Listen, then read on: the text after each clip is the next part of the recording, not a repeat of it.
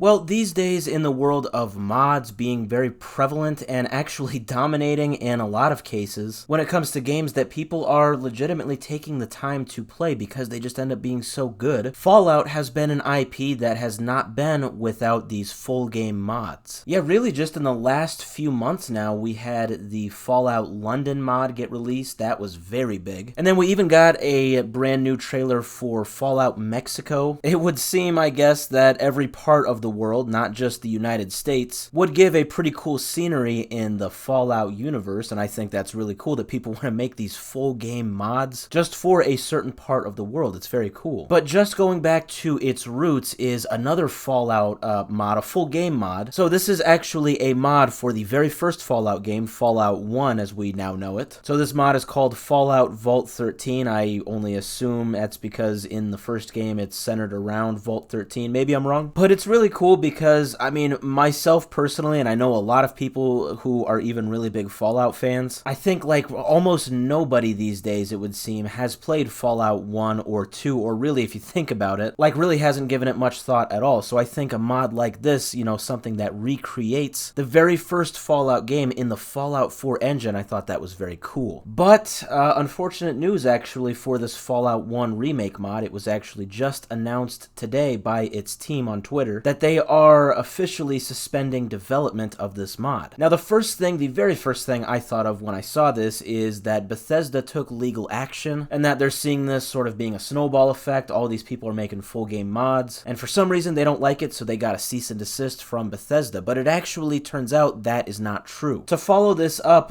this tweet basically talking about how they are suspending their development, they posted another tweet with I think probably the most commonly asked question since they have made this announcement, basically where somebody asked, why are you suspending the development? And they actually said that it is for a slew of issues, but it has nothing to do with a cease and desist from Bethesda. They said this is actually, quote, due to a combination of factors, including burnout, difficulty in recruiting and retaining team members with niche skills, and personal life changes among core team members. Yeah, and I think that actually does make more sense when you look at their first post when they announced this, because they actually encouraged people to basically continue on where they left off with this project, even though they are ending it. They said in the original post that in the coming weeks we will release a full build of Fallout Vault 13 that includes all unfinished content, and they basically said that this will serve as a sort of starting point for anybody that wants to pick up where they left off. Yeah, I mean, when I first read that, I thought, well, there's no way there was a cease and desist here, because obviously they wouldn't do something like that if there was actually legal action taken. So, I mean, while I am very happy that there was no cease and desist, I am still sad to see the project be suspended, at least for the time being. I mean, the modding community is fantastic. I think mods in general have just really come a long way in the past 10 years, 5 years even. It's crazy to see what people do. I do not think that it would be shocking at all if a team of some people just started picking this up and ended up finishing this project. I guarantee it will happen.